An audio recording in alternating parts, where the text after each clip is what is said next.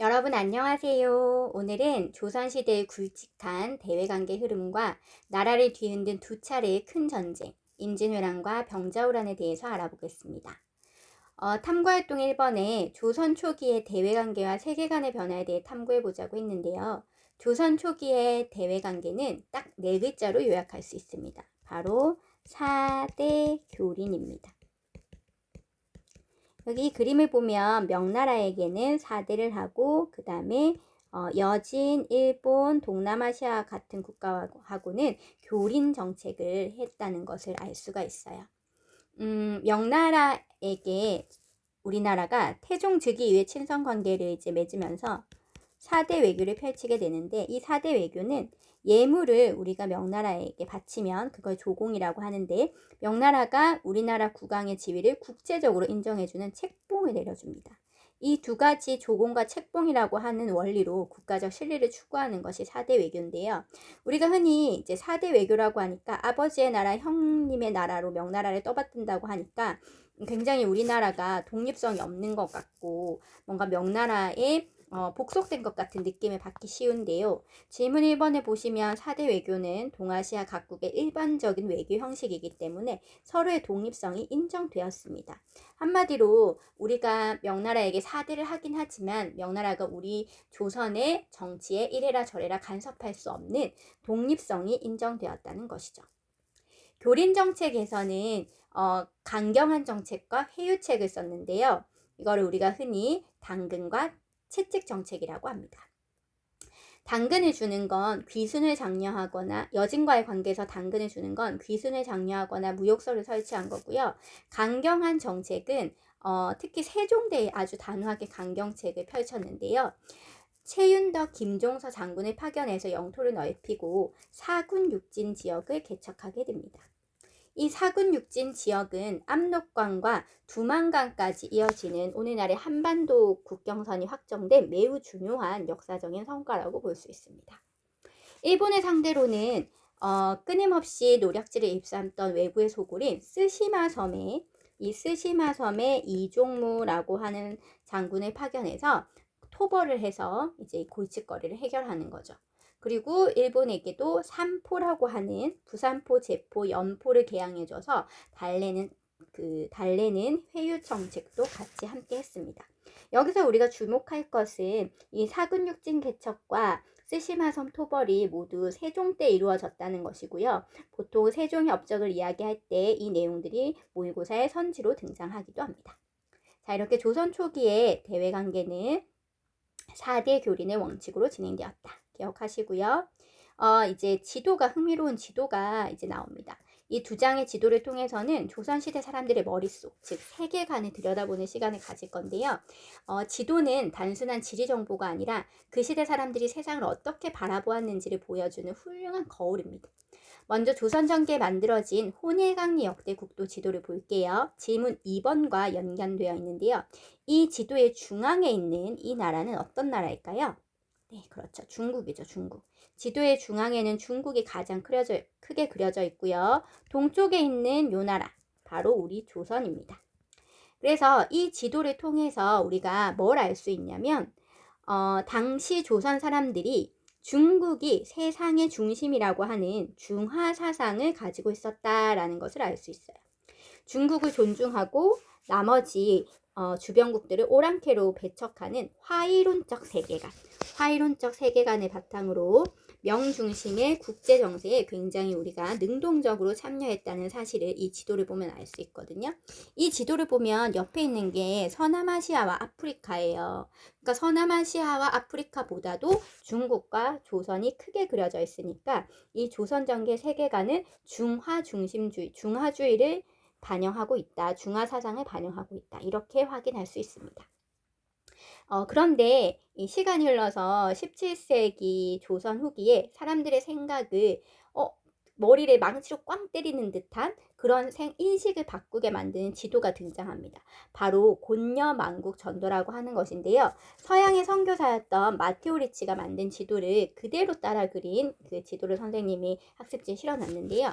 이 지도를 보면 앞서 우리가 봤던 혼일강리 역대 국도 지도와는 달리 각 대륙이 굉장히 꽤 정확하고 사실적으로 그려져 있죠.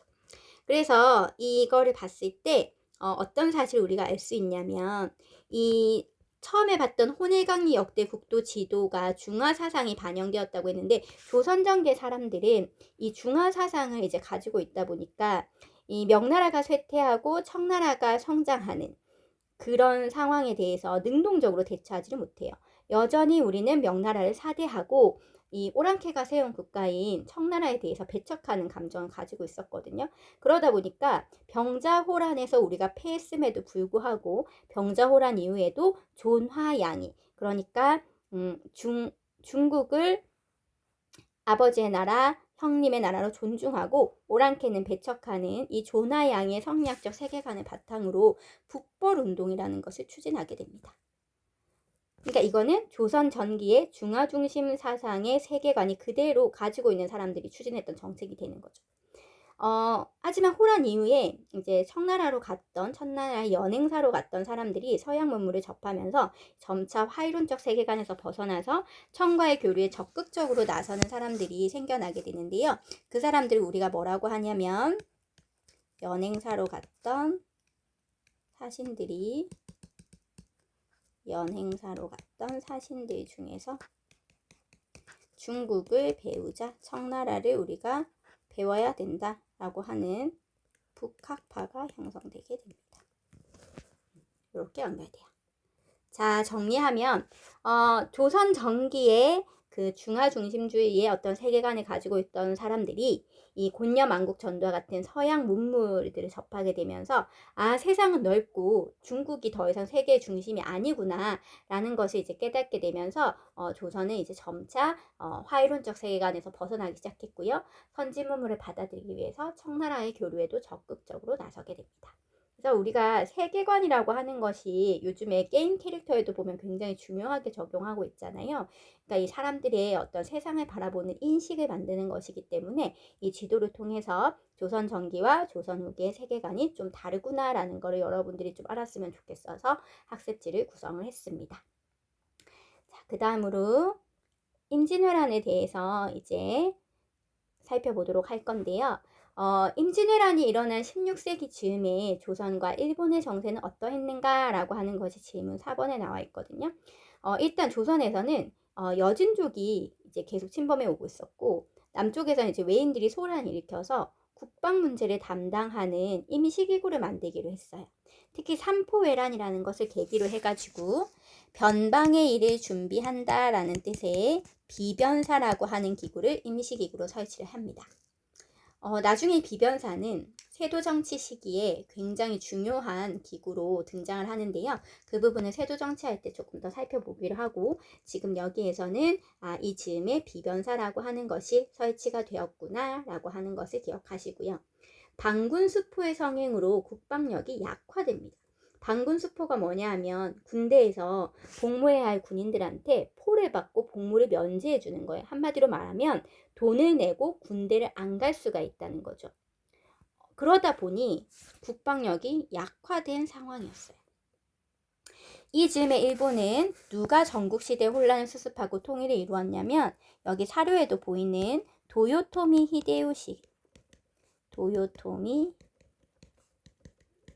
히데요시라고 하는 사람이 전국시대 혼란을 수습하고 통일을 이룬 뒤 조선에 침략해 오는데요. 그 사건을 우리가 임진왜란이라고 부릅니다. 자, 그러면 여기 사료에 보시면 도요토미 히데요시가 징발한 군대가 바다를 건너서 침략해 왔다. 첨사 정발과 부사 송상현이 항전하였으나 부산진과 동래부가 함락되었다. 이렇게 나오고, 의병을 일으켰다라고 하는 내용도 나오잖아요. 그 일본을 통일했던 도요토미 히데요시가 명나라를 정벌 하러 가니 길을 비켜달라. 우리가 이걸 뭐라고 하냐면 정명가도라고 하거든요. 그 내용을 여기 밑에 선생님 한 걸음 더라고 하는 부분에 해놓은 데서 보시면 이런 내용이 나옵니다. 싸우고 싶으면 싸우고 그렇지 않으면 우리에게 길을 빌려달라. 이걸 우리가 네 글자로 정명가도라고 그래요. 일본은 명나라를 정벌하러 가는데 우리에게 길을 빌려달라고 해요. 그래서 그런 명분으로 이제 조선을 침략해서 임진왜란이 발발하는 거죠. 그래서 초반에 일어났던 전투가 바로 부산진 전투와 이제 동래성 전투인데요. 여기서부터 이제 우리는 일본군과 굉장히 치열하게 싸웠어요. 당시 동래 부사였던 사람이 바로 송상현 장군인데요. 이 송상현 장군은 일본에 대항해서 어떤 말을 남겼냐면 싸워 죽기는 쉬우나 길을 빌리기는 어렵다 이렇게 이야기를 했어요. 이 말뜻이 무엇이냐면 내가 차라리 목숨을 내놓을지언정 너에게 길을 빌려주진 않겠다. 끝까지 싸우겠다. 이런 뜻이죠. 그래서 이렇게 일본의 요구를 단호하게 거절하고 결사항전의 의지를 보이면서 열심히 싸웠지만 안타깝게도 이제 순국을 하셨어요. 그래서 우리는 끝까지 나라를 지키려고 했던 그의 숭고한 정신과 위인의 면모를 기리기 위해서 이제 부산에 그분의 닮은 동상을 세우고 그 다음에 거기를 송상현 광장으로 조성해서 임진왜란과 관련된 역사를 기억하고 있습니다. 우리 지역과 관련된 장소니까 여러분들이 꼭 한번 찾아가 보시고 선생님이 송상현 장군의 일화를 이제 적어 놓은 이유는 우리가 여기에서 어떤 태도를 좀 본받았으면 해서 이제 하는 거냐면 바로 책임감이에요. 이 송상현 장군이 해야 하는 일은 이제 지도자로서 장군으로서 적의 침입을 이제 막아내고 그 동네 지역의 백성들을 지키는 일을 하고 계셨던 거잖아요. 그래서 모든 사람들이 전쟁이 일어나면 내가 죽을까봐 두렵고 이렇게 하기 때문에 뭔가 도망을 가거나 책임을 회피하거나 이렇게 할 수도 있었는데 그렇지 않고 당당하게 적과 맞서서 싸웠기 때문에 이 책임감을 우리가 본받을 자세라고 생각해서 이 부분을 한 걸음 더 부분에 이제 실어놨습니다. 실제로 모의고사에서는 임진왜란의 전개 과정과 관련된 내용이 많이 출제가 됩니다. 그래서 이 전개 과정의 내용을 좀 기억을 하시는 게 필요한데요. 관군이 초반에는 연속해가지고 계속 패전을 거듭해요. 왜냐하면 이 당시에 일본이 그 조총이라고 하는 무기를 가지고 와서 싸웠는데 우리는 그 조총에 대한 정보가 없었어요. 그러다 보니까 이제 부산포 전투, 동래성 전투 여기에서도 지게 되고 충주 지역까지 함락하게 되거든요. 충주에서는 이제 신립장군이라고 하는 사람이 배수진이라고 하는 전술을 써서 배수진이 뭐냐면 내 등 뒤에 물을 등지고 이제 서 있는 거예요. 이제 그 배수진을 치면 이제 병사들이 뒤로 물러나면 물에 빠져서 죽을 수밖에 없는 상황이기 때문에 죽기를 각오하고 후퇴 없이 싸우겠다라고 하는 결연한 의지를 보여주기 위해서 그 탄금대라고 하는 곳에서 이제 일자로 이렇게 배수진을 펼쳤어요. 그런데 이 당시 일본은 조총을 가지고 있잖아요. 그러니까 이 전술이 굉장히 안 좋았던 전술인 거죠. 그래서 이 신립 장군이 당시 일본군이 조총을 사용한다는 것을 간과를 하고 그렇게 진을 펼쳤기 때문에 충주성도 이제 함락이 됐던 거예요. 그러다 보니까 이제 곧 한성도 이제 한양으로 가는 길이 열려버렸잖아요. 충주가 뚫려버리니까. 그래서 선조는 의주로 피난을 떠나서 이제 명나라한테 구원을 요청하게 됩니다. 그런데 이때 반전이 일어나요. 어떤 반전이 일어나냐면 한반도의 남쪽에서 이제 남해 바다 쪽에서 이순신이 승리하고 이제 지역 곳곳에서 의병이 활약했던 거예요. 그래서 우리가 여기에서 뭔가 전세를 뒤집을 만한 국면을 전환할 만한 그런 일이 일어나게 되죠. 그래서 모의고사에 주로 이제 이순신과 관련된 내용이 많이 나오는데요. 여기 보시면 조선수군이 한산도에서 승리를 한다. 한산도 앞바다로 유인을 해서 하객진을 펼쳐가지고 공격을 한다. 그래서 이 전쟁의 판도가 바뀌었다. 여기서 말하는 이 전쟁은 바로 임진왜란인 거죠. 그런데 이 임진왜란에서 이순신이 승리했던 것이 어떤 의미를 가지고 있냐면요. 우리 여기 지도를 보시면 원래 일본의 계획은 뭐였냐면 이렇게 바닷길을 통해 가지고 이렇게 한성을 오면서 여기 전라도와 충청도 지역에 있는 곡창지대를 장악을 해서 군량미를 확보하려고 하는 계획을 가지고 있었거든요. 그런데 이순신이 여기에서 큰 승리를 거두니까 여기 한산도가 보이잖아요. 한산도뿐만 아니라 여기 남해 해상권을 장악하고 있으니까 일본의 원래 계획이었던 이 전라도와 충청도를 거쳐서 바닷길로 한성을 가려고 했던 것을 이제 못하게 만들었던 거죠. 그래서 좀 대단하게 평가를 받고 있거든요. 그래서 임진왜란에서 이순신이 활약을 했다라고 하는 것을 기억을 하시면 되겠고요. 옆에 또 모의고사를 보시면 이제 부산진이 이제 임진왜란의 제 첫 전투가 되는 것이고요. 노량이 이제 임진왜란의 마지막 전투가 되거든요. 그래서 다시 네, 전개 과정을 보면 이제 이순신이 승리하고 곳곳에서 의병이 활약하고 이런 상황에서 이제 의주로 피난 갔던 선조가 명나라에서 구원병을 이제 받아와요. 그래서 이 우리나라가 한양도 뺏기고 이제 평양까지도 뺏기게 되는데 이 조명연합군이 활약을 해서 평양성을 탈환하게 됩니다. 그런데 이 이후에 이 왜군하고 명나라 사이에 휴전 협상이 이루어져요. 그 휴전 협상이 몇 년에 걸쳐서 이루어졌냐면 거의 3년에 걸쳐서 이루어졌거든요. 결국에는 이 휴전 협상이 결렬이 돼서 다시 일본이 쳐들어오는데 그 사건을 우리가 정류재란이라고 하고요. 이 정류재란 당시에 도요토미 히데요시가 사망하면서 왜군이 철수하게 되는데 철수하는 왜군에 뒤따라가서 일으켰던 해전이 바로 노량해전입니다. 이 마지막 전투 노량해전에서 이순신은 적의 총에 맞아서 전사하게 되죠. 이렇게 임진왜란의 전개 과정 우리가 살펴볼 수 있고요. 이 모의고사에서는 한산도 대첩, 진주 대첩, 행주 대첩, 평양선 전투가 나와 있는데 이 내용에서 이 전투에서 활약했던 장군의 이름을 우리가 정리해 보면 한산도 대첩에서는 이순신 장군이 활약을 했고요. 진주 대첩에서는 김시민 장군, 행주 대첩에서는 권율 장군, 평양성 전투에서는 조명연합군이 활약했다 라고 하는 것을 기억하시고 이 전투들이 모두 1592년부터 1598년까지 있었던 임진왜란의 주요 전투다 라고 하는 것을 기억하시면 되겠습니다. 자, 밑에 사료를 한번 볼게요. 임진년 이후에 저들의 배가 전라도와 충청도를 직접 공격하지 못한 것은 우리가 그 길을 막고 있었기 때문입니다. 여기서 말하는 우리가 누구냐면 바로 수군들을 말하는 거예요. 조선 수군들을 말하는 거거든요. 조선 수군들이 큰 승리를 거두면서 일본 애초에 계획이 제대로 실행되지 못했다고 했죠. 자, 그런데 다음 주에는 진한 줄로 이제 표시를 해놨는데 전쟁이 다시 시작된 지금이라고 하는 표현이 나오죠.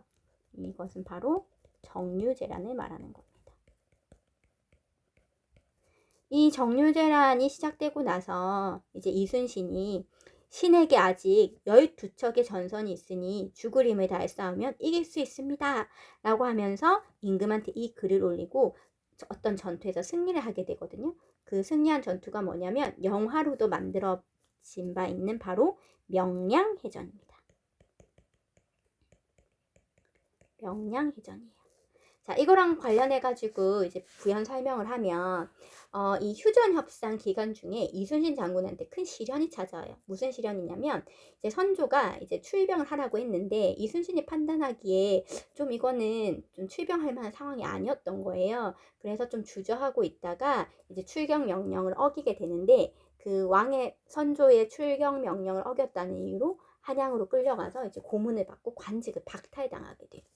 그래서 그런 사이에 다시 이제 그 조선 수군이 원균이라는 사람이 칠천량 해전에서 대패를 해가지고 전력의 대부분을 상실하고 이제 남은 배가 12척밖에 없었던 거예요. 그래서 정류재란이 이제 시작이 되고 이렇게 하니까 이제 고문을 받았던 이순신도 이제 다시 남해로 돌아와가지고 이제 이 12척의 전선으로 이제 죽을 힘을 다해서 싸우는 거예요. 이때 싸울 수 있었던 이유가 뭐냐 하면 지형을 이용한 거죠. 이 명량해전이 바로 진도의 울돌목이라고 하는 굉장히 물살이 센 지역으로 적을 유인해가지고 이제 승리를 거둔 그런 대승이 되거든요. 그래서 이 명량해전 같은 경우에는 정류재란 당시에 있었던 해전이라고 볼 수 있습니다. 자, 이렇게 임진왜란의 전개 과정을 한번 정리를 해보았습니다. 뒷페이지로 넘어가면 이제 임진왜란 당시 이제 지도가 나와 있고요. 탐구 주제가 나와 있어요. 탐구 주제 한번 보도록 하겠습니다. 자, 탐구 주제는 임진왜란과 군사 제도의 변화예요. 이 임진왜란이라고 하는 전쟁 중에 조선의 군사 제도의 변화가 이제 일어나거든요. 자, 여기 보시면 훈련도감을 설치해서 합당한 인원을 선발한 후에 무예를 훈련시키고자 한다. 이를 의논하여 처리하라. 이런 내용이 있고, 그 다음에 비변사가 아래였는데 양인부터 노비까지 등급을 나누어 선발해서 병법의 소고의 규정에 따라서 부대를 편성해야 된다. 이렇게 되어 있잖아요. 그쵸? 그래서 이걸 봤을 때 훈련도감과 소고군이라는 것이 생겨나게 됐다는 걸 알 수 있는데, 이 훈련도감은 직업군인으로 편성된 직업군인으로 편성이 되어 있고, 이 소고군은 지역에서 있었던 어떤 예비군의 성격을 가지고 있어요. 이렇게 가지고 있고, 그 다음에 옆에 지도에 보시면은 이제 여러 대첩에서 승리한 장군들하고, 특히 여기 보시면 흰 색깔로 이제 의병들이 활약한 거를 우리가 볼 수가 있거든요. 그럼 질문 6번에 임진왜란 당시에 전국 각지에서 일어난 의병들은 지리적인 이점을 활용해서 적은 병력으로도 왜군한테 큰 타격을 주었거든요. 그러니까 의병이라고 하는 것은 의로운 병사, 자발적으로 일어난 군대를 말하는 거예요. 이 사람들이 전쟁이 일어났으니까 자신의 가족, 그 다음에 자신의 동네 주민들, 이런 사람들이 지켜야 되니까 스스로 일어나서 그 지역의 지리적 이점을 활용해가지고 왜군한테 큰 타격을 줬던 거죠. 그 중에서도 특히 경남 의령 지역에서 활약하면서 홍위 장군으로 불린 대표적인 의병장이 있어요. 그 사람의 이름이 무엇이냐면 바로 곽재우입니다. 붉은색 도포를 휘달리며 달렸다고 전해지는 홍위 장군 곽재우가 대표적인 의병으로 볼 수 있고요. 질문 7번에 임진왜란 중에 설치된 조선의 중앙군으로 수도 경비를 담당했으며 일본군의 조총부대에 맞서기 위해서 직업군인이, 아까 선생님 직업군인 이야기했었죠. 직업군인인 삼수병으로 구성된 군대가 뭐냐라고 불렀어요. 이거는 바로 훈련도감입니다. 훈련도감. 특히 삼수병에서 주목할 것은 바로 이 포수가 있었다는 거죠. 그러니까 임진왜란 당시에 일본이 그렇게 큰 승리를 빨리 거둘 수 있었던 이유가 조총이라고 하는 무기를 가지고 왔기 때문이거든요. 그래서 이 총을 다룰 수 있는 포수, 그 다음에 활을 쏘는 사수, 그 다음에 칼을 쓰는 살수, 이렇게 삼수병으로 직업군인으로 이용해가지고 만들었던 군대가 바로 훈련도감이에요. 그래서 임진왜란 때 훈련도감이 설치된 이후에 17세기 말까지 어영청, 총융청, 수호청, 금이영 등이 설치되면서 조선은 5군령의 중앙군 체제를 갖추게 되고요. 지방은 아까 사료에서 봤던 것처럼 양반부터 노비까지 편성된 소고군 체제로 이제 갖추어지게 됩니다. 자, 그 다음은 임진왜란의 영향에 대해서 살펴보려고 하거든요. 임진왜란 이후에 일본에 나타난 변화가 뭐냐면요. 일단 아까 도요토미 히데요시가 사망하고 나서 임진왜란이 끝난다 그랬잖아요. 그래서 도요토미 히데요시가 죽고 나서 바로 도쿠가와 이에야스가 실권을 잡고 에도 막부라고 하는 것을 세우게 됩니다. 그리고 문화 발전적인 측면으로 위에 사료를 보시면 전쟁 중에 잡혀갔던 조선인 도공 이삼평이 일본 도자기의 시조로 불린 만큼 일본 도자기 문화 발전에 기여를 하게 되고요. 또 포로인 조선학자로부터 성리학을 배워서 새로운 지도 이념을 수립해요. 또 인쇄술의 발전도 이루고요. 자, 그렇게 봤을 때 문화적인 측면에서 이제 어떤 거를 우리가 알 수 있냐면 일본의 도자기 문화가 발달했다. 일본의 도자기 문화, 그 다음에 성리학이 발달했다는 거죠. 성리학 발전. 누구에 의해서? 잡혀간 포로들에 의해서. 조선인 포로들이라고 적을까요? 조선인 포로들에 의해서. 이렇게 일본이 문화 발전을 이루었습니다. 사실 이제 임진왜란은 우리가 뭐 승리한 전투라고 볼 수 있어요. 왜냐면 일본이 물러갔기 때문에 우리가 승리를 하긴 했지만 사실은 승리는 말뿐인 거고 전쟁 자체가 우리나라에서 일어났기 때문에 우리 조선은 굉장히 막대한 피해를 입었거든요. 반대로 일본은 이런 식으로 문화 발전에 큰 계기가 됐다는 거죠. 그리고 임진왜란이라고 하는 것은 이제 이후에 국제정사에도 영향을 미치게 되거든요. 우리나라에 구원병을 보내왔던 명나라는 쇠약해지고 후금이라고 하는 나라가 강성해지게 돼요. 그래서 탐구활동 3번에 보면 이제 그 이후에 이제 내용이 나와 있는데요. 이 당시 이제 선조를 이어서 즉위했던 강해군은 명과 이제 후금 사이에서 어느 쪽에도 치우치지 않으려고 무슨 외교 정책을 하게 되냐면 중립 외교 정책을 하게 됐어요. 그래서 이때 이제 그 명나라가 후금과 전쟁을 해야 되니까 우리 조선에 파병을 요청이 온단 말이에요. 우리 명나라가 너희 임진왜란 때 군대를 보내서 도와줬으니 너희 조선도 이제 군대를 보내서 우리를 도와라, 이렇게 이야기를 하니까 이제 광옥립이라고 하는 장군을 파견하면서 그 상황에 따라서 신중하게 대처해라 라는 말을 하거든요. 그래서 우리가 이것을 이제 명과 후금 사이에서 어느 쪽에도 치우치지 않는 중립 외교를 펼쳤다라고 이야기를 해요. 하지만 이런 광해군의 외교 정책은 명나라에 대한 의리를 중시하던 신하들에게는 오랑캐랑 친하게 지내려고 한다라는 비판을 받게 돼요. 게다가 이제 광해군은 이복 동생이었던 영창대군도 죽이고 자신의 계모였던 인목대비를 폐위시킨 사건이 있었기 때문에 이런 것 때문에 명분을 잃으면서 결국 서인 세력이 주도한 인조 반정으로 이제 정권에서 물러나게 됩니다. 그래서 이 인조 반정이 정권을 잡고 나서 이 인조 반정을 이제 주도했던 세력들은 이제 분당 중에서도 서인들이었거든요. 이 사람들이 펼친 외교 정책이 뭐냐면 바로 명나라랑 친하게 지내고 후금을 배척한다라고 하는 친명 배금 정책이었어요. 이 친명 배금 정책 때문에 자극을 받은 후금이 쳐들어오게 되는데 그 사건을 우리가 뭐라고 하냐면 정묘호란이라고 해요. 그래서 이 정묘호란의 결과 우리가 후금과 형제 관계를 체결하게 되었고요. 이후에도 이제 이 후금은 계속해서 성장해가지고 나라가 더 힘이 세져가지고 청이라고 국호를 바꾸고 우리 조선에 군신 관계를 요구해 옵니다. 이랬을 때 조선 조정에서는 싸울 것이냐 항복할 것인가로 굉장히 대립하면서 이제 논쟁을 벌이게 되는데 결국에는 이제 주전론이 우세하게 돼서 싸우자로 결론이 나요. 그래서 청나라가 조선에 침입해 온 이 사건이 병자호란이라고 하는데 이 병자호란 당시에 이제 인조가 남한산성이라고 하는 곳으로 피난을 떠나서 항전을 하게 되는데 원래 계획은 강화도로 갈 계획이었는데 강화도에 벌써 이제 청나라가 기목을 이제 막고 이렇게 있으니까 후퇴해서 이제 남한산성으로 갔는데 남한산성에 들어갔을 당시가 이제 겨울이었고 전쟁 준비도 되어 있지 않은 상황에서 이제 먹을 것이 끊기고 물길도 막히고 그때 이제 청나라 황제가 홍의포라고 하는 대포를 들고 와서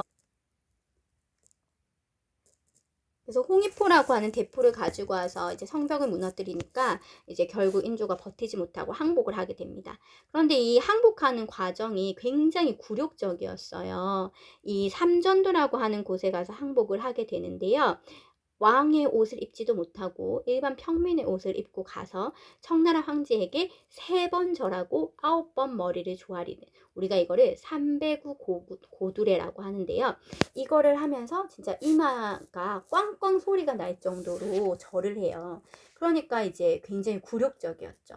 그리고 전쟁을 주장했던 주전론자들하고 왕자들은 청나라의 인지로 끌려가는 아픔을 겪게 돼요. 이게 바로 이제 병자호란이거든요. 그걸 이제 질문으로 한번 확인해 보겠습니다.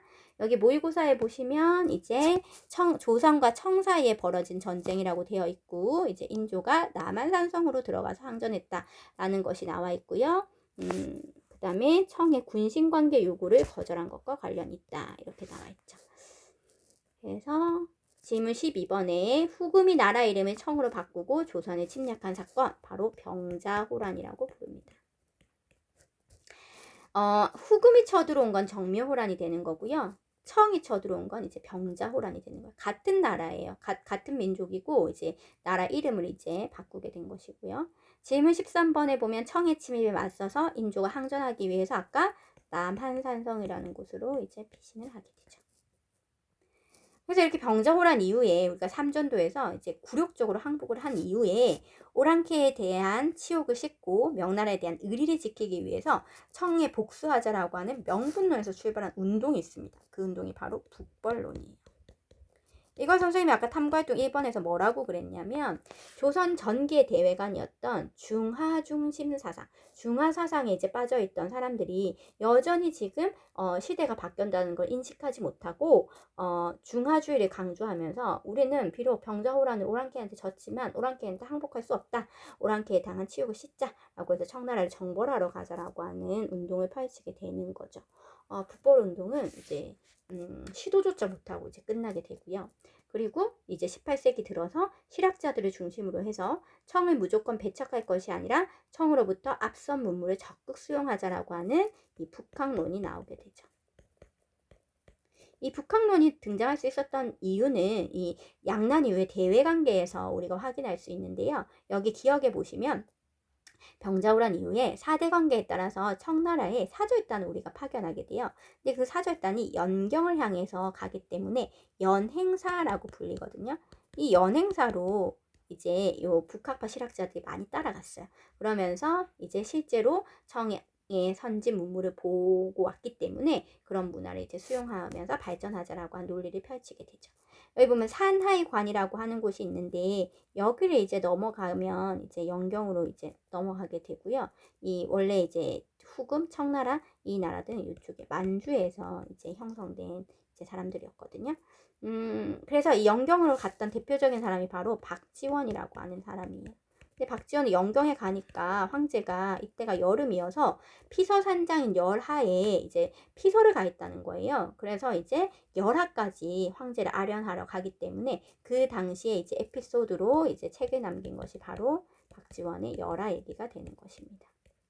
굉장히 유머러스한 내용들이 많거든요. 그래서 기회가 되시면 여러분들 한번 읽어보셨으면 좋겠고, 그 다음에 일본과의 관계에서 임진왜란 이후에 일본하고의 관계가 어땠겠어요?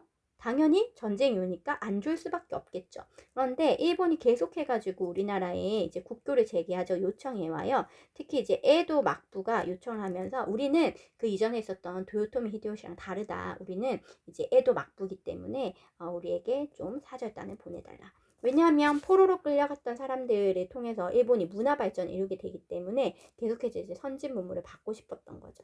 그래서 조선의 이제 조정에서는 이제 그 논의를 해서 어떻게 할지 논의를 하다가 결국 일본의 사절단을 파견하기로 결정을 했었습니다. 그래서 그 사절단의 이름을 뭐라고 부르냐면 끊어졌던 믿음을 잇는다라고 해서 통신사라고 불러요. 이렇게 양난 이후에 이제 통신사와 연행사를 통해서 이제 조선은 새로운 국제 질서에 적응해 나가는 모습을 확인할 수가 있겠습니다. 자, 여기까지 탐구활동 4가지를 통해서 우리가 10차시 대외관계와 세계관의 변화를 알아보았거든요. 그래서 조선시대 대외관계와 세계관의 변화, 외란과 호란의 발생 배경, 전개 과정, 영향 이런 것들을 잘 떠올리면서 10차시를 마무리하셨으면 좋겠습니다.